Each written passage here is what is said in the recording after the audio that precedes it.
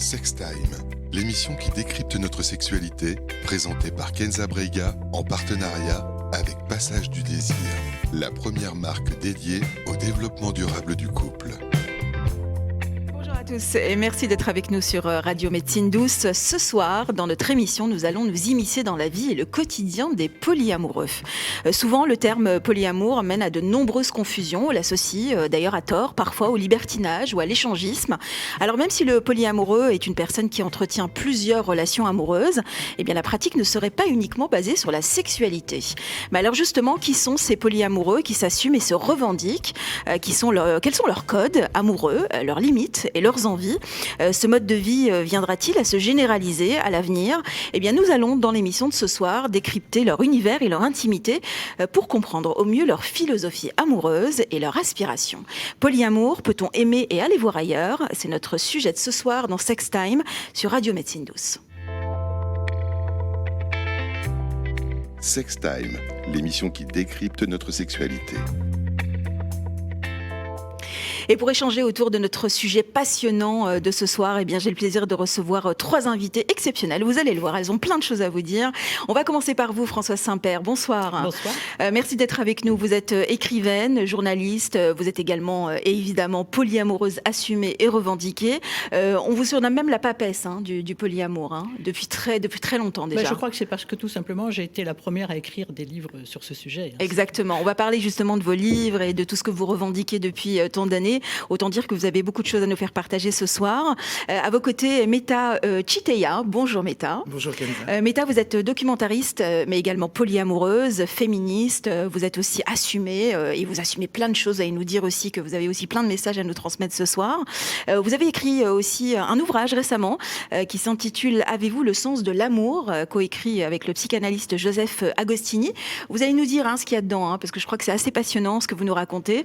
Et nous avons à vos côtés un témoin, notre témoin du soir, Laurence. Bonsoir Laurence. Bonsoir Kenza. Alors vous êtes commerciale de métier, un métier qui vous passionne depuis quelques années déjà, et vous êtes, comme on dit, une nouvelle adepte du polyamour. On va dire que vous vous êtes lancée il n'y a pas très longtemps avec votre compagnon dans cet univers que vous découvrez petit à petit et que vous ne connaissiez pas, a priori. Alors en fait, c'est très curieux et un petit peu plus nuancé que ça. C'est que, ça fait 15 ans donc, que je suis avec mon compagnon, qui est aujourd'hui mon mari. On a un enfant de 8 ans. Oui. Et il y a 10 ans de cela, il y a un événement pour lequel je suis venue témoigner justement il y a 15 jours dans cette même émission, qui a un petit peu bouleversé notre routine, nos croyances, etc. sur le couple. Et puis on a eu du coup, suite à cela, parce qu'on s'est quand même remis ensemble, on a survécu, on a quand même avancé, on a eu toute une remise en question qui nous a fait passer par pas mal de choses. Et pour en aboutir aujourd'hui finalement au polyamour. Mais je mettrai une petite nuance, c'est qu'en fait, je découvre aujourd'hui de par des lectures, et entre autres la lecture d'un livre de Françoise Saint-Père, parmi d'autres, que j'ai finalement un comportement, des valeurs et une éthique polyamoureuse depuis peut-être plus de 15 ans, et je dirais même que ça a même germé suite à, on peut revenir à l'enfance, aux parents, à la manière d'être éduqué. Donc c'est beaucoup plus complexe que ça. Voilà. Donc comme vous dites germé, c'est-à-dire qu'il y a eu quand même un cheminement dans votre vie amoureuse, dans votre vie de femme que vous allez nous raconter, vous allez nous faire partager. Mais j'aimerais bien commencer avec vous, Françoise Saint-Père, si vous le voulez bien. Vous êtes l'une des premières, comme je le disais, à assumer médiatiquement votre philosophie polyamoureuse. Alors d'abord, quel a été votre cheminement personnel pour adopter cette façon de voir l'amour, et quelle est votre signification à vous du polyamour? Alors, j'ai pas vraiment eu un cheminement personnel qui m'a amené au polyamour. J'ai commencé par ça, et ça m'a amené à un cheminement personnel bien au-delà d'ailleurs des histoires d'amour pluriel. Moi, je suis une adolescente des 70s, donc j'ai quand même grandi dans un milieu où on a cherché les libertés de post-68 bien sûr. Évidemment. Donc ça a joué. Et puis, il se trouve que j'ai connu la personne qui est mon mari et qui est toujours mon mari. J'avais 17 ans. Donc, on avait l'un et l'autre conscience que, de toute façon, il était mon premier homme. Donc, je vis toujours avec le monsieur qui m'a fait connaître le sexe, quand même. Oui, avec qui vous avez finalement construit votre identité sexuelle. Voilà. Et finalement, je me suis rendu compte que je ne crois pas au couple. De moins en moins. Peut-être j'y ai cru entre 17 et 20 ans à peu près. D'accord. Mais je ne crois pas au couple, je crois à la rencontre avec des gens. Et même mes partenaires amoureux, je me dis jamais, tiens, je vais faire couple avec eux, je vais avoir une relation amoureuse. Je rencontre quelqu'un, il m'intéresse pour différentes raisons, intellectuelles, affectives.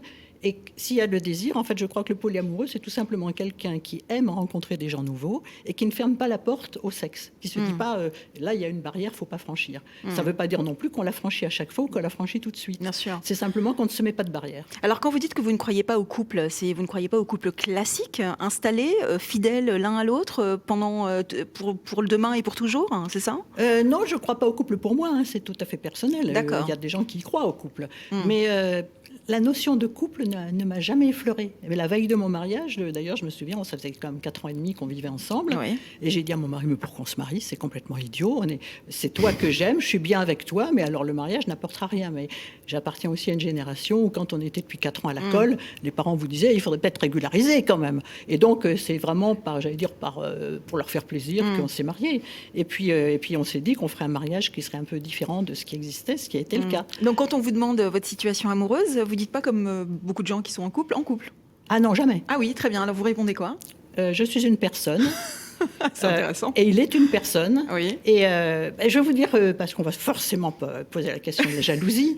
Et j'ai passé, tout à l'heure, on va l'aborder. Oui, mais j'ai passé des années et des années à essayer d'expliquer aux gens la jalousie, comment ça se passe. Et moi, je m'en suis sortie un jour parce que je m'apercevais que je n'avais aucune jalousie sur les autres personnes que connaissait mon mari ou mes amants, hein, parce que ça se passe dans tous les sens, là. Bien sûr. Je trouvais ça tout à fait normal qu'ils aient d'autres relations. En revanche, si je m'apercevais qu'un objet à moi avait été prêté à une amante, je ne le supportais pas.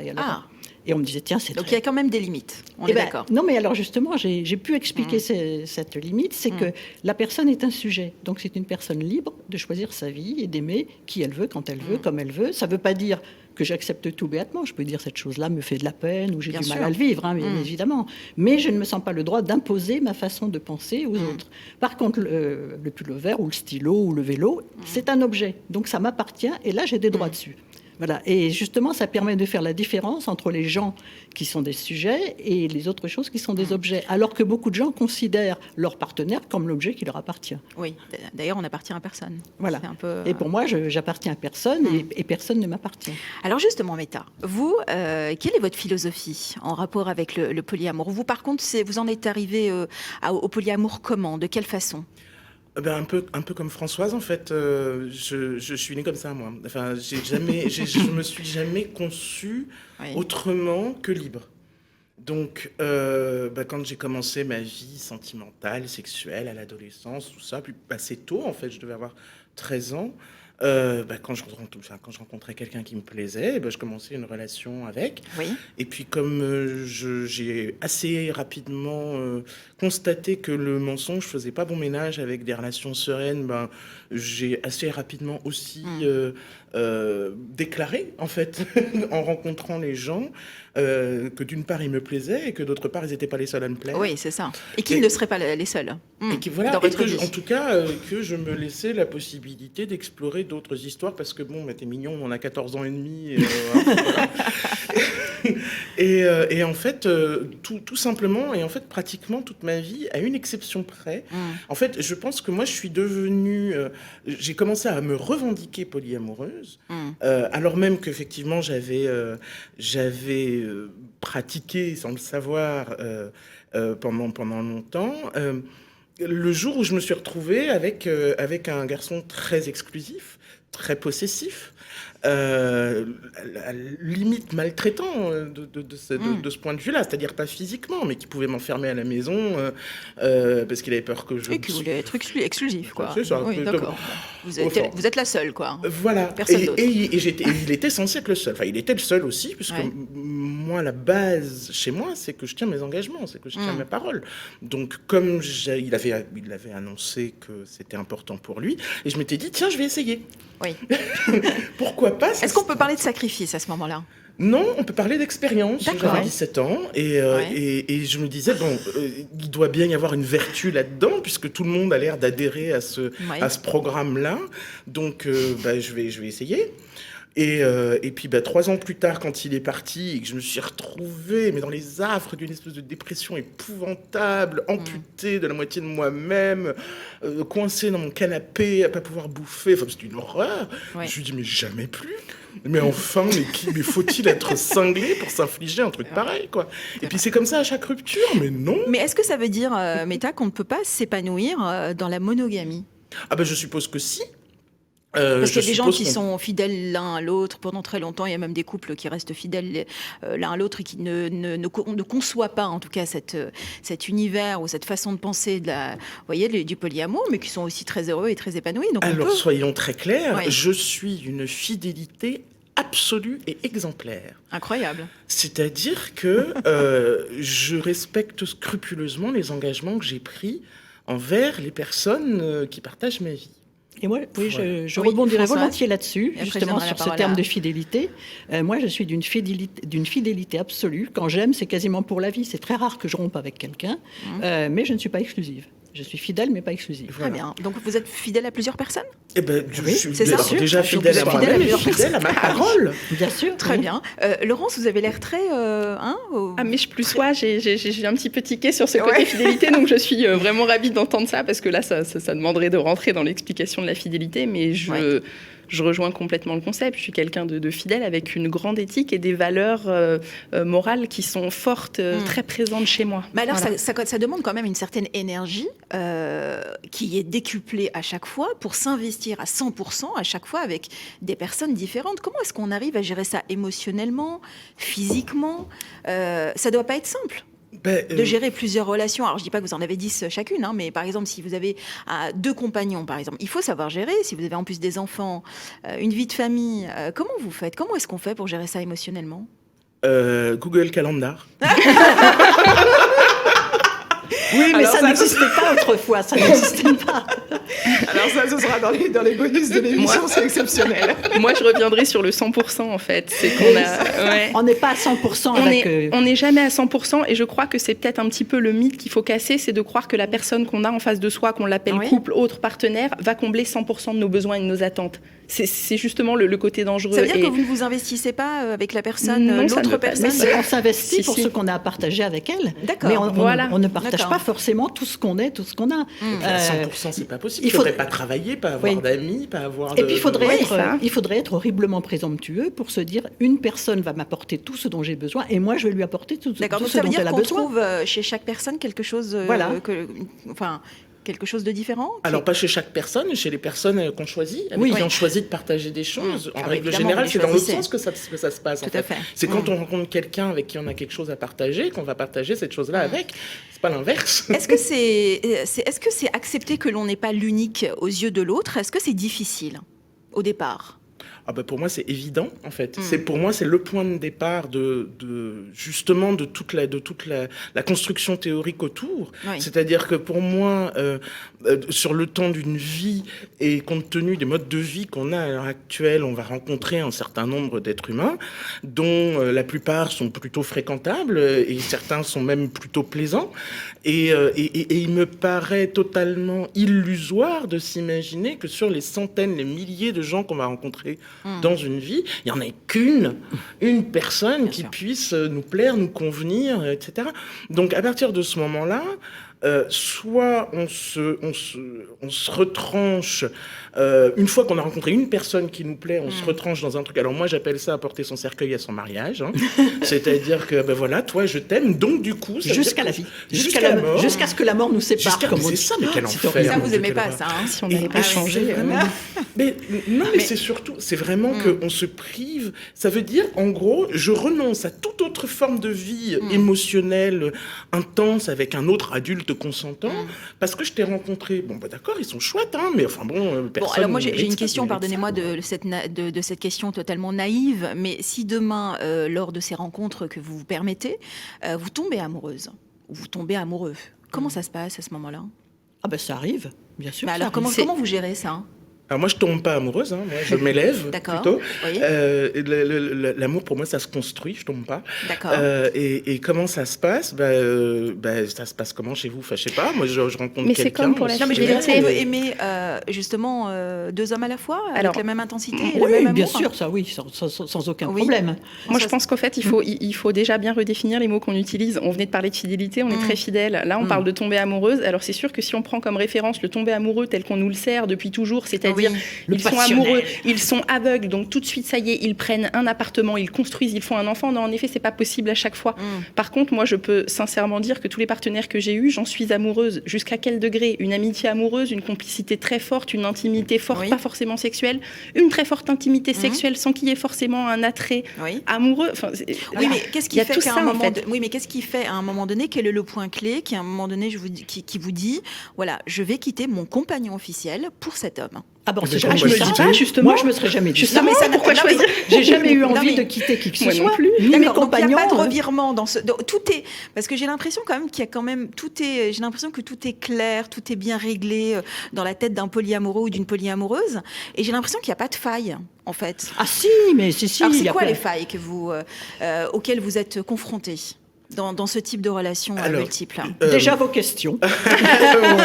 Ces questions qu'on nous pose depuis 20 ans parce que pendant des années, j'étais une des rares à faire ce genre d'émission. Personne ne voulait y aller, personne ne voulait montrer sa tête. Et on disait, on décrypte, c'est normal.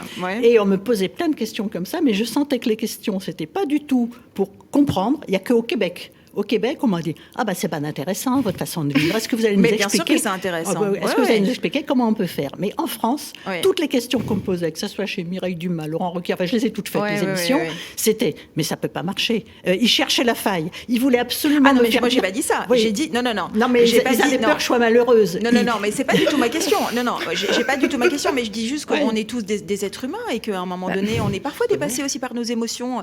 Je veux dire, c'est même pas une question de jugement, c'est que parfois, on est dépassé parfois par nos sentiments, par l'amour qu'on peut porter à quelqu'un ou à plusieurs personnes. Justement, comment est-ce qu'émotionnellement on arrive à gérer tout ça? Voilà. Alors, je pense qu'il n'y a aucun jugement dans ma question. Moi, je suis juste là pour... Il y a plusieurs outils. Il y a plusieurs outils pour ça.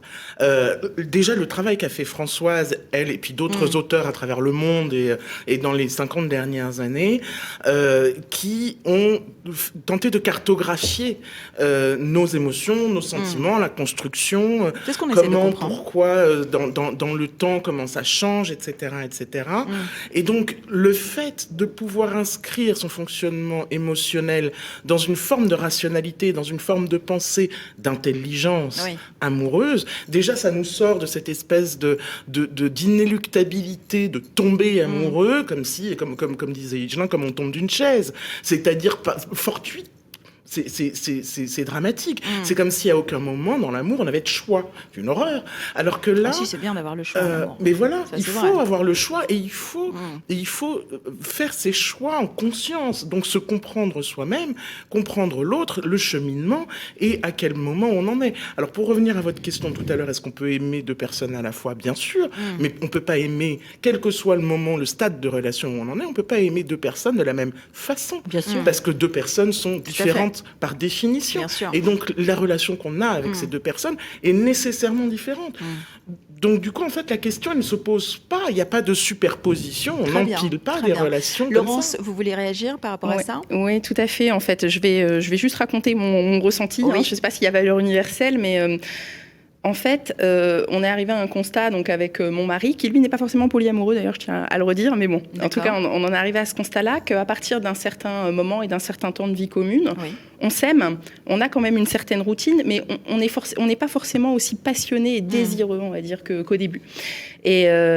Et en fait, quand on va rencontrer quelqu'un de nouveau, ça apporte à nouveau quelque chose que l'autre ne peut plus nous apporter. C'est pas qu'il n'est pas bon, c'est pas qu'il manque quelque chose, c'est pas qu'il est incomplet, mais déjà, c'est ce que vous aviez raconté d'ailleurs dans l'autre émission. Factuellement, il ne peut plus l'apporter. Ensuite, c'est une personne différente qui va apporter encore d'autres choses. Donc en fait, à aucun moment, il y a un côté compétition, comparaison, à quel niveau j'en suis. Chacun est conscient qu'il est différent. Enfin, chaque personne a son importance. Et chacun est unique. Et unique. Et justement, pour ce côté unique, je voulais revenir sur la phrase que vous aviez sortie, Kenza, en disant mais comment faire en n'étant pas l'unique? Et bien, comme quoi, des fois, la nuance, elle est subtile. Moi, je dirais que j'ai pas besoin de me sentir l'unique, mais j'ai besoin de me sentir unique dans les yeux de cette personne. Vous retirez juste cet article et ça me suffit. Bien sûr. Tant que je sens qu'on a quelque chose de réciproque, de mutuel, et que sur un certain point et un certain aspect, il me fait ressentir que je suis unique et j'arrive à lui rendre, c'est important, c'est pas qu'à sens unique, ça me va, ça me convient. Bien sûr. Bah justement, Meta, avez-vous le sens de l'amour? C'est le livre que vous venez d'écrire avec Joseph Agostini.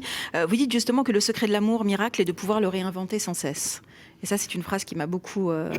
ça devrait être la base, en fait, finalement, des relations. Mais en fait, et c'est exactement l'intérêt du polyamour. C'est pour ça que je parle d'apporter son cercueil à son mariage. C'est-à-dire que pour moi, à partir du moment où on s'interdit de vivre une vie émotionnelle, on s'ampute de son humanité, d'une façon et d'une entrée dans sa propre humanité. C'est terrible. Donc du coup, chaque rencontre porte en elle les germes de sa propre trajectoire, quelle qu'elle soit. Donc ça peut être une amitié très forte. Moi, j'ai une amitié amoureuse que j'appelle ma romance de cantine, où au décours d'un couloir, c'était un ancien collègue, on se faisait un bisou, mais c'était voilà, et qui dure depuis 20 ans comme histoire. Et c'est une très belle histoire, mais sans sexe. J'ai une histoire très belle avec une femme très belle qui habite dans une autre ville. Donc évidemment, en plus avec les confinements au milieu, on se voit très peu. Oui, ça c'est sûr. Mais chacune de nos interactions, c'est une perle, quoi. C'est quelque chose de très précieux que je chéris. J'ai une relation magnifique avec mon mari que je vois tous les jours. En plus, on est consignés ensemble. Hein. On a 2 enfants, donc j'aime autant vous dire que... Alors moi, je suis pas tout à fait raccord avec la définition de Françoise sur le couple, parce que vraiment, moi, je croyais pas au couple jusqu'à ce que j'en forme un, en fait. Et en fait, ça m'est tombé sur le coin de la gueule. Donc vous, le mot couple, vous l'assumez totalement. Je m'y reconnais, en tout cas. Je m'y reconnais parce que c'est quelqu'un qui, depuis que je l'ai rencontré, il a toujours été là. Il a toujours été là. Oui, mais alors là, Et on est une équipe et on avance ensemble. Et en tout cas, dans tout ce qui concerne les aspects conjoints de notre vie, et ils sont nombreux, on vit ensemble, on a des enfants ensemble, on bouffe ensemble, on a un compte commun, enfin bon. On est une équipe. Et donc, du coup, on partage ça. Donc, indépendamment de nos émotions l'un pour l'autre, Dieu sait qu'elles sont nombreuses et profondes et chouettes, mais en plus de ça, oui, on est un couple dans ce sens où toute la logistique de notre vie commune, on prend ces décisions-là ensemble, on fonctionne ensemble comme une équipe, on avance ensemble comme une équipe, et je crois qu'aucun de nous n'envisage une seconde de se séparer. Notre couple, en tant qu'entité, fonctionne très bien, mais nous laisse la possibilité de fonctionner séparément en tant que sujet. Mesdames, c'est sûr que quand on vous entend, on a encore plein de choses à dire sur le sujet. Ce que je vous propose, c'est de faire une petite courte pause et on se retrouve dans quelques instants pour la suite de Sextime. À tout de suite.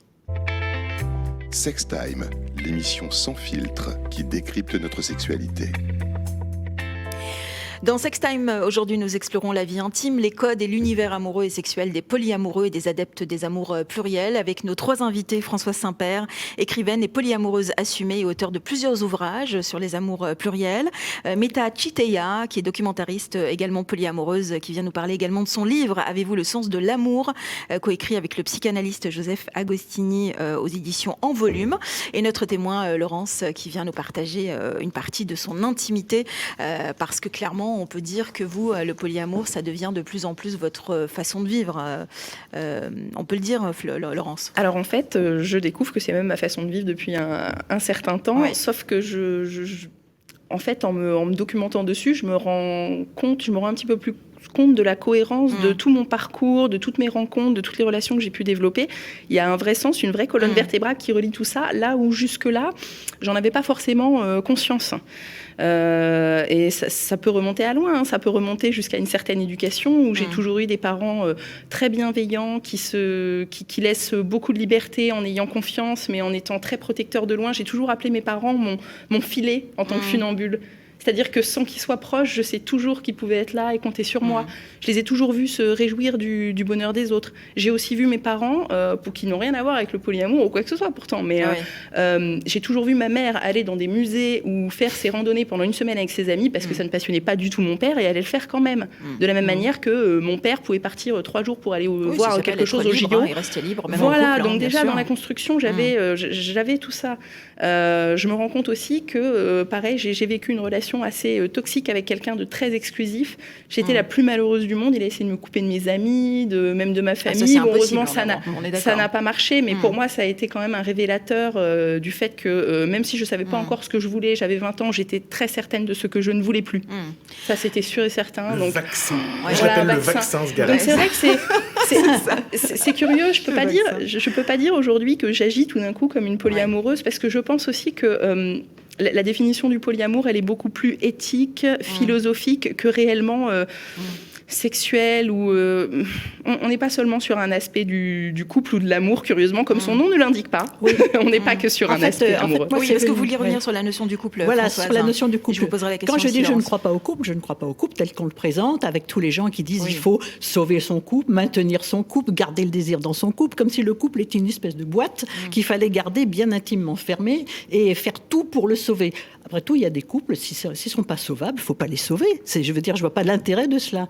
Mais donc moi, par exemple, quand mon mari m'a dit « mais qu'est-ce que j'ai de plus que les autres ?» parce qu'il avait envie de savoir quand même. Mais oui, évidemment. Et je lui ai dit « non, mais tu n'as rien de plus, mais tu es la seule personne avec qui j'aime vivre au quotidien. » Et je crois que c'est bien plus difficile de rencontrer un compagnon avec qui on aime vivre au quotidien et qui, par ailleurs, avait terriblement envie d'être père, beaucoup plus que moi. Moi, j'ai pas ressenti le désir d'enfant d'un tas de femmes, mais je me disais, si un jour je fais des enfants, je veux les élever avec un père, parce que je pense que c'est bon pour leur équilibre. Enfin voilà, je suis très vieux jeu là-dessus. Et donc, je crois que c'est important que le polyamour, c'est pas un refus de valeur. Au contraire, moi, si j'y suis venue, c'est qu'à un moment donné, le monde actuel ne me plaît pas, celui d'avant ne me plaisait pas tellement, et je m'étais dit, je n'ai pas le pouvoir politique ou autre de changer le monde dans son ensemble.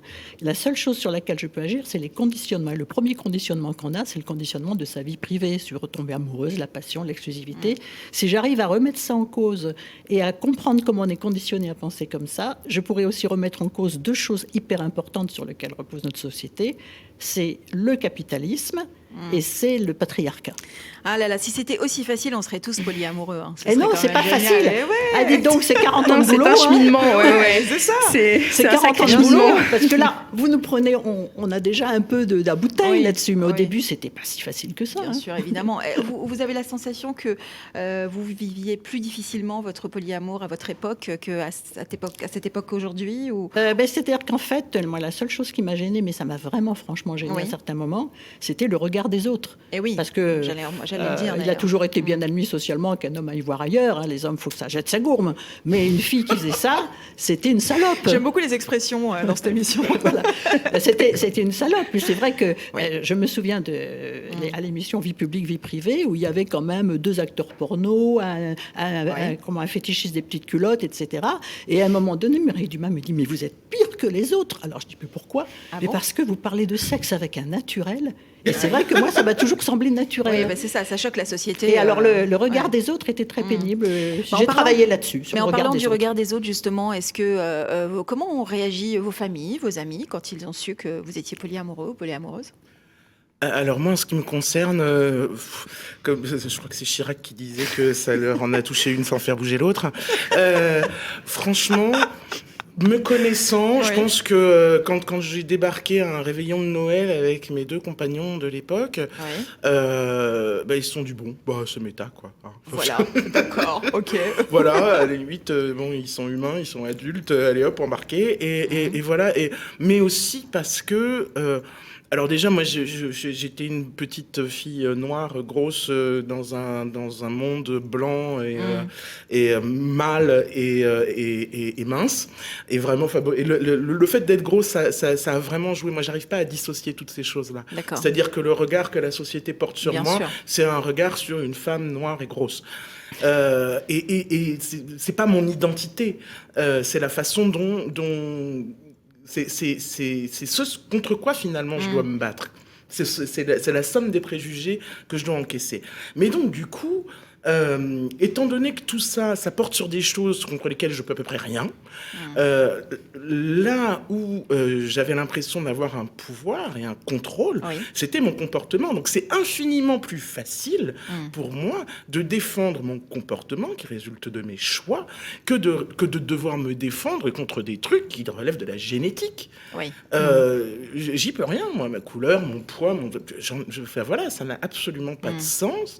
En revanche, oui, mon comportement, la façon dont je suis au monde, la façon dont j'interagis avec les gens, ça, oui, ça c'est de mon ressort. Ça, c'est quelque chose que je peux assumer pleinement, que je peux argumenter, que je peux défendre. Mais c'est ce qui a fait que vous êtes devenue aussi une féministe engagée ? Bien sûr. Oui. Bien sûr, précisément parce que... encore une fois, le fait, et je suis antiraciste pour la même raison, c'est-à-dire que tout ça, ce sont des assignations, ce sont des injonctions qui portent sur des traits totalement arbitraires, qui ne relèvent pas ni de mon choix, ni de ma volonté, ni de quoi que ce soit qui m'appartienne. Donc, moi, je les rejette, parce que ça ne m'intéresse pas, parce que quand je me vois dans un miroir, ou quand je pense à moi-même, l'image que je me fais de moi-même, elle n'a strictement rien à voir avec ces traits extérieurs et arbitraires. Ils ont à voir, mais voilà, ils ont à voir avec qui je suis, et ce que je pense, comment je suis construite, comment je reçois le monde, ce que je lui renvoie. Encore une fois, c'est une question d'identité. On en avait parlé d'ailleurs dans l'autre émission. Laurence, pour vous aussi, c'est une question d'identité. Vous aussi, Françoise, c'est de construire sa propre identité avec sa propre liberté et ses codes de liberté. Alors moi, je suis un peu comme Laurence. J'ai un socle familial qui est solide. C'est-à-dire que je n'ai jamais douté de l'amour de mes parents. Pas du tout pour une raison particulière, mais parce que je me disais, ce sont mes parents, donc ils m'aiment. Pour moi, c'était leur boulot, c'est de m'aimer, et j'ai jamais eu de doute là-dessus. Et je crois que ça donne une solidité, parce que je me suis toujours vécue comme étant aimée par eux, donc étant aimable, donc étant capable d'aimer. Alors que les gens qui ne s'aiment pas ne peuvent pas aimer ailleurs. Ça m'est arrivé que des hommes me disent, non, moi je peux pas aimer parce que j'ai pas été aimée quand j'étais petit. Il y en a même énormément qui disent ça. Et être aimé sans être surprotégé, étouffé, avec une confiance bienveillante. C'est je te laisse faire, on te fait confiance. Tu vas découvrir. Tu sais qu'on n'est pas intrusif, mais on peut toujours être là. Merci. Voilà. Pour le coup, excusez-moi, mais moi je m'inscris un petit peu. Enfin, je viens de l'autre bout, moi. C'est-à-dire que j'ai des parents qui étaient formidables et qui m'aimaient, mais moi je doutais énormément, et notamment de leur amour, et je passais mon temps à me comparer à ma petite sœur qui est sublime et brillante et tout ce que vous voulez, à mon petit frère qui est déjà un garçon et puis qui est sublime et brillant et tout ce que vous voulez. Moi, pendant très longtemps, je me suis considérée comme le brouillon. Ça a créé des complexes. Et ça crée des complexes épouvantables. Et bien sûr que je doutais. Et en fait, moi, mon raisonnement polyamoureux, il est venu du doute. C'est-à-dire que chez moi, c'est venu du fait qu'il était tellement inconcevable pour moi d'être la seule et l'unique de quelqu'un. Oui, je comprends. Que, du coup, moi, je partais d'un principe de réalité qui disait je ne serai jamais, pour qui que ce soit, la seule et l'unique. Alors, évidemment, en sous-texte, il y avait parce que je ne le mérite pas, et ça, c'est ce qui a changé dans le récit. C'était dur avec vous-même, hein ? Oui, j'étais complexée. J'étais une gamine qui n'était pas forcément bien dans ses pompes. Mais ça a beaucoup évolué parce que, justement, cette façon de voir les choses, ça a aussi permis de me laisser aimer. C'est-à-dire que j'étais prête à prendre la qualité d'amour qu'on considérerait pouvoir m'apporter, et j'attendais ça, les bras ouverts, parce que j'en étais avide. Et il s'est trouvé que ce que j'ai reçu et ce que je reçois au quotidien, c'est infiniment plus que ce que j'aurais jamais pu imaginer. D'abord, dans la quantité des partenaires que j'ai eus et dans la qualité de l'amour que j'ai reçu. Et ça vous a réconcilié tout simplement avec l'image que... Mais absolument. Voilà. Et c'est comme ça que moi, j'ai appris à m'aimer. J'ai appris à m'aimer à travers le regard de gens qui m'aimaient. Alors ça me donne envie de vous poser quand même une question, parce que vous, Laurence, qu'est-ce que ça vous a apporté en tant que femme ? Et après, je poserai la question à Françoise. Alors, beaucoup de découvertes personnelles à plein de niveaux. Forcément déjà intime ou sexuelle, parce que forcément on ne se révèle pas de la même manière en face de deux personnes différentes, qu'on apprend sur nous. Tellement de choses, c'est merveilleux de pouvoir échanger avec d'autres personnes, mais que ce soit sur le point amoureux ou non. Et en plus, c'est vrai, quand il y a cet amour et cette intimité et cette bienveillance, je trouve qu'on va même plus loin dans les choses. Je vais reprendre une phrase qui m'a beaucoup marquée dans l'ouvrage de Françoise Saint-Père, c'est « J'avais l'impression de rester en surface jusque-là ». Je vais essayer de faire bref dans ma construction, mais moi, au bout de 4 ans de relation et de vie commune avec mon conjoint, qui n'était pas mon mari à l'époque, pareil, on s'est mariés pour d'autres raisons, j'ai rencontré quelqu'un. Il se trouve que c'était qu'une belle passion. Je m'en suis très vite rendu compte, parce que du coup, je me suis séparée de mon compagnon, dans le schéma, finalement, j'aime quelqu'un d'autre. C'est pas ça du tout, mais bon, bref. Je ne dénigre en rien cette personne avec qui j'ai de très bons rapports, qui m'aura fait voir beaucoup de choses dans la vie. Mais, donc, suite à cela, on a décidé de se remettre ensemble quand même avec Olivier, qui est mon mari, et puis on a eu un cheminement en se disant, bon, il y a quand même une réalité, je t'aime, on a envie de construire, mais j'ai eu du désir ailleurs. Il y a quelque chose. Et donc, on a commencé en se disant, oui, si on souhaite vraiment construire et rester ensemble toute une vie, et puis avoir des enfants, on n'avait pas encore notre fils à l'époque, on se disait, que faire si ça se reproduit, pour toi comme pour moi ? Alors, sur le coup, on a décidé on avait envie de se lancer tous les deux là-dedans, mais d'essayer de voir du côté du libertinage. C'est comme ça que le cheminement en couple a commencé à se mettre en place. Tout à fait. Donc on a commencé avec du libertinage, un peu d'échangisme, d'autres rencontres, et finalement on s'est très vite rendu compte qu'on était très différents au niveau des demandes et de la sexualité. Donc au début on restait ensemble, on se rassurait, je pense, un petit peu. Et puis en fait, après, on a eu mon fils, et puis on se reposait la question de retourner, alors que mon fils avait à peine 1 an, de refaire des rencontres libertines. Et puis en fait, aussi bien matériellement que dans l'envie, ça se présentait plus. Avec le recul, en fait, j'avais pris beaucoup de poids avec ma première grossesse, et je me sentais beaucoup plus complexée. J'avais besoin d'une vraie connexion dans la rencontre pour après arriver à une intimité. Et il se trouve qu'un soir, on avait chacun quelqu'un de potentiel qui nous intéressait, et ce même soir, on est partis chacun de notre côté, en se racontant. Et c'est marrant parce qu'inconsciemment, on s'était aussi établi des codes. Vous parliez tout à l'heure de jalousie ou de comment l'autre accepte. Mais en fait, c'est en respectant l'autre, en l'écoutant, en voyant ce qu'il peut accepter ou non, et en essayant de décrypter dans son acceptation ou non ce qui relève de la vraie possession, ou alors de la bienveillance, pour pas le heurter dans, justement, on va loin, je suis pourtant pas psychanalyste, mais de pas le heurter dans son petite enfance, dans ses blessures, etc. Et il se trouve qu'on en est arrivé au final, à force d'expérience, à force de beaucoup de débriefing, c'est beaucoup de paroles derrière, beaucoup de conversations, beaucoup de dialogues, on apprend à se connaître, à connaître notre couple. Moi, j'ai quand même une notion de couple aussi, un petit peu comme méta, nos valeurs, et puis surtout, on est en perpétuelle évolution. Ma vérité d'aujourd'hui n'est pas celle de demain, en fonction des rencontres. Évidemment. Voilà. Françoise, vous, qu'est-ce que vous avez découvert toutes ces années sur la femme que vous étiez et que vous êtes aujourd'hui ? Alors, bien sûr, comme Laurence, étant donné qu'on rencontre des personnes différentes, on apprend plein de choses d'elles, on apprend beaucoup de choses sur soi, sur la sexualité. On découvre des gens qui ont une sexualité différente, mais on s'aperçoit aussi que soi-même, on a des dizaines de façons d'aimer, de désirer, et alors que si on n'est qu'une seule personne, on n'en connaîtra qu'une. Alors même si c'est une très belle façon, ça sera pas la seule. Et je sais que ma mère m'avait dit peu de temps avant de mourir, elle me dit, mais toi qui as aimé beaucoup d'hommes, est-ce que c'était bien, mieux qu'avec ton mari, moins bien, pareil? Je lui ai dit, mais ni mieux ni moins bien ni pareil, mais différent à chaque fois. Effectivement. Et puis elle m'a regardée, puis elle m'a dit, ah ben moi je saurais jamais comment font les autres. Et cette phrase-là m'a vraiment frappée, parce que je me suis dit, et pourtant elle a adoré mon père, et elle s'entendait très bien avec lui sur tous les plans, mais elle s'est aperçue qu'il y avait des pans de sa personnalité qu'elle ne connaîtrait jamais. Alors, vous confiez régulièrement aux médias être une lutine. Moi, j'ai été très intriguée par ce mot lutinage. Ça n'a rien à voir avec le butinage ? Non, ça n'a rien à voir avec le butinage. Alors, expliquez-moi ce que c'est que le lutinage. En fait, je cherchais un mot, parce que polyamour, il y avait des gens qui disaient, oui, mais c'est pas toujours d'amour. Moi, j'estime que j'aime quand il y a quelqu'un qui m'intéresse, après que ça soit avec du sexe, sans sexe affectif. Non, j'aime, la personne m'intéresse, donc je l'aime. Voilà. Et mais bon, polyamour, je l'utilise parce que c'est celui qui est le plus utilisé, bien sûr. J'aime bien amour pluriel. Mais c'est joli, lutinage, moi j'aime beaucoup. J'aime bien amour pluriel, parce que pluriel, c'est pas seulement le nombre, c'est aussi la diversité que ça exprime.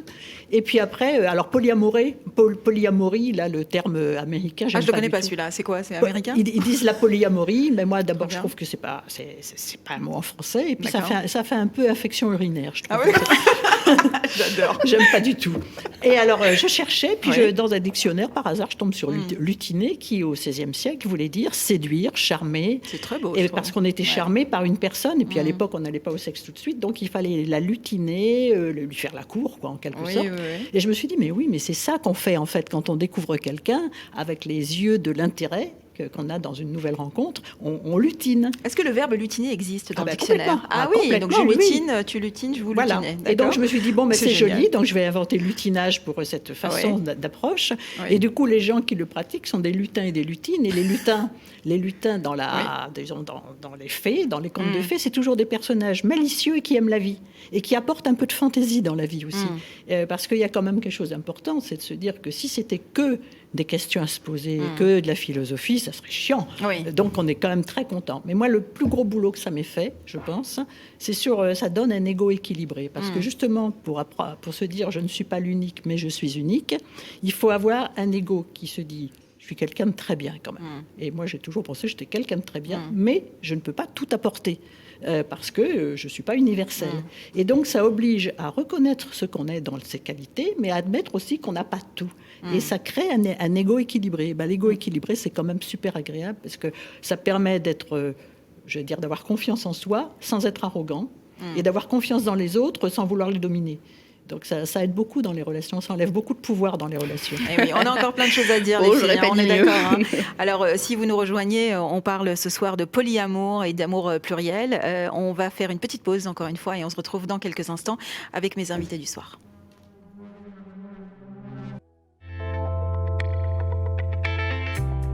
Sex Time, l'émission qui décrypte notre sexualité.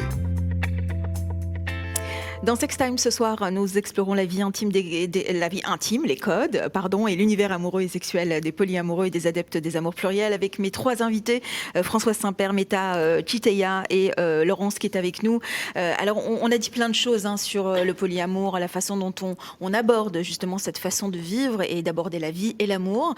Alors, moi, il y a quelque chose qui m'a beaucoup intriguée, Laurence, dans votre témoignage tout à l'heure. Vous disiez justement que votre compagnon, lui, n'était pas polyamoureux.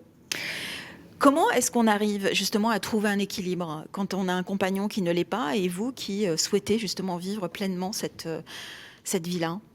Alors, je vais avoir peu de recul, puisqu'en fait, mes lectures et le fait que je me rende compte que j'ai ce comportement-là, ça a à peine 6 mois, un début de confinement, le donc temps de lire, de s'intéresser. Mais non, puisqu'en fait, j'agis comme ça depuis longtemps. Par contre, pour vous donner un témoignage, pour le concrétiser, pour vous expliquer un petit peu, il y a des faits, il y a des choses factuelles. Donc, le fait que j'ai d'autres partenaires avec qui j'ai des relations sexuelles ou non d'ailleurs, mais que mon mari en a conscience et que lui peut aussi s'autoriser, même si chez lui, en fait, ça se vit très différemment.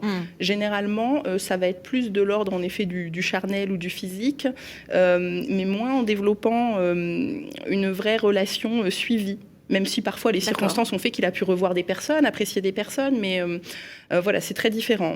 Moi, en fait, c'est beaucoup plus ouvert et différent, on va dire. Et pourtant, j'ai pas eu quantité forcément de partenaires, mais je le vis vraiment de manière différente. Et donc, en fait, quand j'ai découvert un petit peu ça, forcément, comme on échange toujours, j'ai eu envie de lui en faire part, non sans un certain enthousiasme pour lequel il a peut-être un petit peu pris peur. Pourtant, j'essaie quand même de ménager et de modérer. Et c'est vrai que qu'au début, il y a eu quand même un petit décalage, une incompréhension, parce que moi, forcément, j'avais lu, puis j'avais compris aussi pas mal de choses qui sortent de ce qu'on peut servir jusque-là dans les médias quand on parle de polyamour. Donc, rentrer dans une dimension plus politique, philosophique, sociétale, etc., au-delà de l'aspect sexuel. Donc, forcément, quand je lui annonce, lui, il n'a que le schéma polyamour dans la conception de partenaires multiples. Donc, il a fallu déjà parler un petit peu de tout ça. L'échange a fait que lui, pour l'instant, ne ressent pas ça. C'était peut-être même un petit peu, je ne vais pas dire difficile au début, mais aussi je connais son fonctionnement. À force à Olivier, c'est qu'au début, on pourrait croire qu'il est dans le rejet, mais je sens en fait que ce rejet ou ce questionnement, il a plus besoin de comprendre, de comprendre et d'être rassuré. Ça ne veut pas dire que je vais aller dans son sens ou abonder dans son sens pour le bichonner et le rassurer, mais je sens que c'est plus un questionnement où il a besoin de savoir si j'ai complètement chamboulé sa base ou non. Et du coup, ce qui se passe, c'est que je lui ai dit, parce que c'est vrai, c'est ce que je vis en ce moment, je lui ai dit, rassure-toi, je ne suis pas en train de découvrir quelque chose qui fait que je vais radicalement changer, j'ai envie de changer de mode de vie, je suis juste en train de te dire que j'ai enfin mis un mot sur un comportement que j'ai depuis 15 ans. Et il m'a dit quelque chose sur le coup qui a été un petit peu dur, et finalement, dès le lendemain, c'était réparé, comme quoi c'est magique quand on communique, mais il m'a dit, et merci de me l'avoir dit aussi, c'est important de se le dire, il m'a dit, c'est marrant, mais notre ouverture de couple ou ce qu'on vivait, moi, dans ma tête, c'est pas que je veuille que t'arrêtes ou qu'on arrêterait, mais je l'imaginais plus comme quelque chose de passager, même si ça nous définit.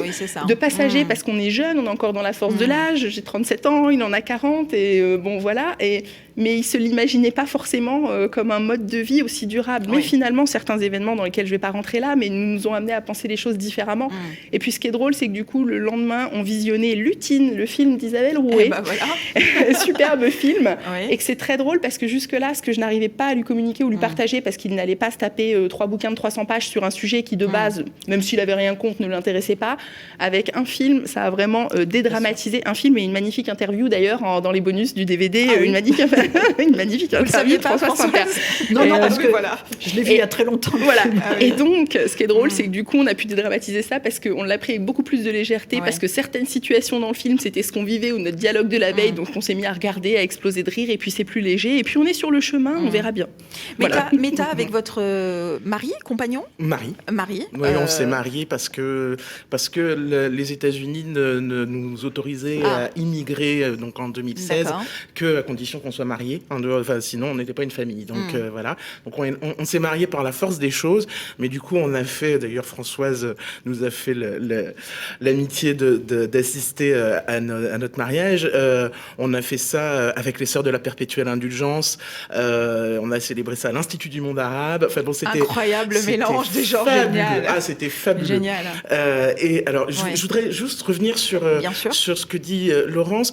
Il y a quelque chose quand même sur l'aspect politique, sociologiquement parlant, le polyamour et toute la théorisation autour du polyamour est très, très occupée par les femmes.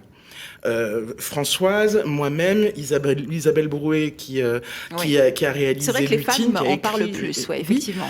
Et pas seulement en parlent, c'est-à-dire que je pense que dans les réunions, dans les cafés polis, sur les forums, etc., on voit beaucoup plus de femmes, ce qui est très différent de l'époque Sartre-Beauvoir, ce qui est très différent de l'époque des années 70 et de l'amour libre, etc., justement parce que ces théories-là étaient plutôt tournées autour de la multiplication des expériences sexuelles.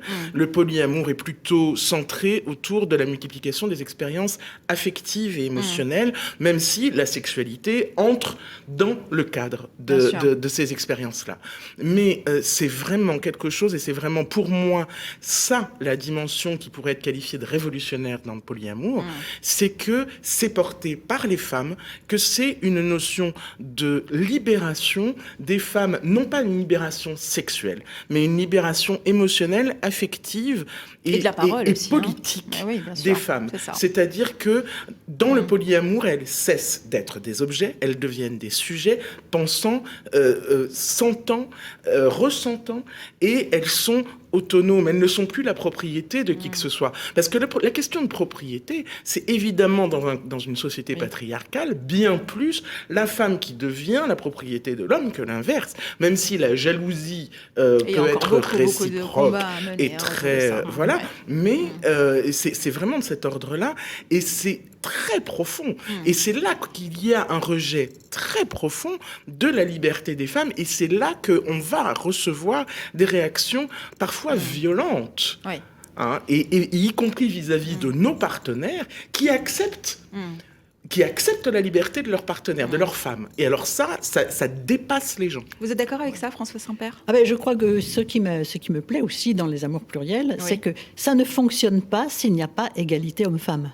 C'est-à-dire que quand c'est des couples où l'homme veut dominer dans son patriarcat classique, même s'il dit avec gentillesse « Oh, mais je te laisse avoir des histoires, ma chérie, mais je veux tout savoir, mais tu dois pas tomber amoureuse, mais... » Enfin, qui met vraiment plein de choses, plein d'obstacles. Comme vous disiez tout à l'heure, prise de pouvoir. Prise de pouvoir, et en considérant que finalement, il donne la permission, et ça ne fonctionne pas.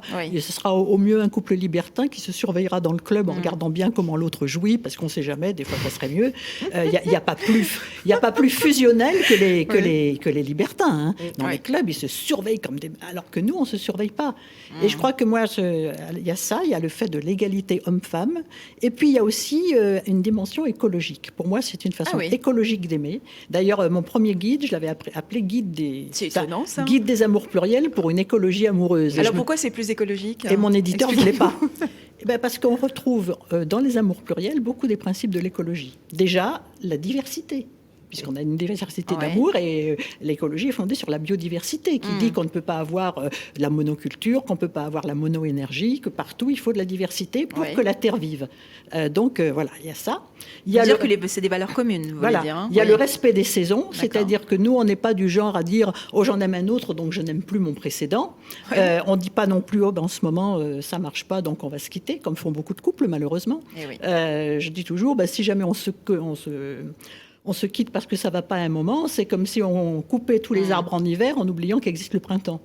Et donc, on respecte les saisons en sachant que l'amour, c'est pas, comme disent les manuels d'habitude, ça commence très haut, puis après ça baisse, et puis on est dans la routine, et puis ça se casse. Nous, on sait que c'est comme ça, qu'il peut y avoir des renouveaux du désir 20 ans après, et puis qu'il peut y avoir des moments où il n'y en a pas, et quand il n'y en a pas, c'est pas très grave.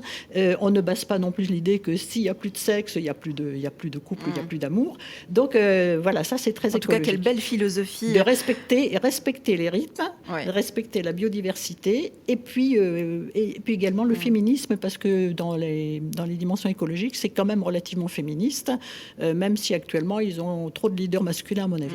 Alors, vous voyez, je ne pensais pas parler écologie dans une émission, c'est incroyable. C'est bienveillant. Alors, pardonnez-moi, mesdames, mais on arrive aux dernières minutes, justement, de cette émission. Je vous donnerai la parole de la fin, si vous voulez bien, Laurence, mais je voudrais quand même qu'on dise un mot sur ce livre, qui est sorti en octobre dernier. Oui. 3 jours après la fermeture des librairies. Ah bah, c'est pas de chance, mais c'est pas pour autant qu'il n'a pas marché. Je crois qu'il est assez... Eh bien, écoutez, il se vend tranquillement, par correspondance, directement auprès de l'éditeur ou auprès de vos click and collect préférés. Mais c'est intéressant parce que justement, c'est un double regard. C'est-à-dire que... Je le montre à la caméra d'ailleurs. Le discours est à double détente. Il y a d'un côté Joseph qui analyse... qui est un homme passionnant, qui sera l'un de nos invités. Qui est un homme absolument passionnant et en termes de diversité, à lui tout seul, il peuple une pièce. Il analyse la façon dont fonctionnent nos ressorts émotionnels et affectifs et amoureux dans la culture dans laquelle on est. Et la psychanalyse, c'est rien d'autre que ça. C'est comment la culture nous a construits. Et moi, j'essaye d'ouvrir un petit peu le champ sur comment est-ce qu'on peut tromper la culture et non pas les gens. C'est-à-dire que s'il y a des choses dans la façon dont on fonctionne qui ne nous plaisent pas, libre à nous, charge à nous de changer le paradigme, de changer la façon dont on regarde le monde et la façon dont on l'habite. En tout cas, si on a envie de le découvrir, il est dans toutes les librairies. Enfin, on peut même l'acheter en click and collect, parce qu'en ce moment, c'est un peu click and collect. Absolument. Donc, avez-vous le sens de l'amour sur les chemins d'une intelligence amoureuse, donc de Meta Chiteya et Joseph Agostini, à retrouver donc très très vite également. Et puis vous, alors il y a tellement de bouquins. Je parlerai volontiers du dernier. Bien sûr, je veux que vous me parliez du dernier, s'il vous plaît. Alors le dernier s'appelle Une femme libre. Oui. Une femme libre, je l'ai rédigé comme un roman, mais en fait il est tiré d'une histoire vraie, d'une femme qui a très mal commencé sa vie puisqu'elle a été violée. Oui. Elle s'est retrouvée enceinte, Dieu merci, elle a fait une fausse couche, donc il n'y a pas eu l'enfant, mais elle s'est retrouvée mariée à son violeur parce qu'il fallait quand même, elle n'était plus vierge et elle avait vécu ça comme de toute façon, je ne suis plus vierge, je ne peux plus plaire. Alors elle servait juste d'appât pour les clients de l'auberge de ses parents. Et donc, elle se méprisait totalement. Jusqu'au jour où elle a rencontré un homme de 10 ans plus âgé qu'elle, qui l'a regardée comme une femme, en s'intéressant à ce qu'elle était, à ce qu'elle pensait, en lui donnant des lectures, parce qu'elle avait arrêté ses études au certificat, je crois. Oui. Et alors, elle est tombée dingue amoureuse. Pour une fois, elle était considérée comme un être humain, comme un sujet. Du coup, elle a quitté son mari en catimini, elle a quitté ses parents, elle l'a rejoint là où il était au front, puisque c'était une période avant la guerre, mais où il y avait quand même des soldats au front. Et puis, ils ont vécu 1 an d'amour fou, sexuellement parlant, où elle a découvert le plaisir, elle a découvert ce que c'était, ce qu'elle ne savait pas avant. Quelle chance! Et puis, au bout d'1 an, il lui a dit ma chérie, tu n'as connu qu'un homme qui t'ait fait plaisir, c'est moi, sinon tu as une mauvaise vie. Donc, il faut que tu aies des amants. Et je veux absolument que tu aies des amants. Alors, il avait mis quelques conditions. Fais attention, ne tombe pas amoureuse. Donc, évidemment, ça parle de polyamour. Voilà. Évidemment. Et alors, au début, elle était très choquée. Elle s'est dit, mon mari m'aime plus puisqu'il veut me livrer à d'autres hommes. Et puis ensuite, elle y est allée. Au départ, guidée par son mari, donc qui a initié. Et ensuite, elle a découvert le pouvoir que ça lui donnait de choisir elle-même les hommes. Bon, on va peut-être pas tout raconter, Françoise, parce qu'on va peut-être donner envie aux gens d'aller l'acheter. Oui, c'est mieux, non? Et alors, non, mais je veux quand même dire une chose, parce qu'elle a une phrase qui est s'il vous plaît, parce qu'on est sur elle a une phrase extraordinaire où elle dit « Quand mes amis au tennis m'embrassent sur les joues, personne n'y trouve rien à redire. S'ils m'embrassaient sur le sexe, ça choquerait. Mais le sexe est-il vraiment plus sacré que mes joues ou mes cheveux ?» Bon, rappelez-nous le titre de votre livre, s'il vous plaît. Une femme libre aux éditions Tabou. Et ben voilà, donc à retrouver dans toutes les bonnes librairies également. Laurent, je suis désolée, le temps passe très vite, mais qu'est-ce qu'on peut vous souhaiter dans cette belle aventure qui est le polyamour, qui s'incruste dans votre vie de façon assez incroyable? Encore plein de belles rencontres et de partages. Je vais juste dire une phrase, moi, qui m'a été citée très jeune par un de mes amis qui m'est très cher. Vraiment, Le bonheur et l'amour sont les seules choses qui se multiplient quand on les partage. Ne pensez pas comme un objet ou une chose ou comme une part de gâteau que lorsqu'on mange une part de gâteau, on en a moins. Pour l'amour et le bonheur, plus on va savoir le cultiver, le prendre et le retransmettre, plus il y en aura, vraiment. Ça, c'est vrai. Eh bien, écoutez, merci pour cette jolie phrase de fin. Françoise Saint-Père, merci beaucoup d'avoir été avec nous. Meta Chiteya, merci encore pour votre énergie et votre sourire. Et Laurence, vous êtes super, quoi. Merci. Vous revenez quand vous voulez. Qu'est-ce que vous voulez que je vous dise ? Je suis moi-même, en tout cas. Vous êtes un peu comme à la maison ici, vous voyez. Alors, je voulais juste signaler que cette émission a été évidemment sponsorisée par de magnifiques petites boutiques qui s'appellent Passage du Désir. J'ai juste une petite surprise pour vous, pour ceux qui nous écoutent. En ce moment, le Passage du Désir vous offre moins 12% jusqu'au 31 décembre. Il suffit simplement d'aller en boutique et de donner le code promo TIME12 et vous aurez 12% sur les produits qui vous intéressent.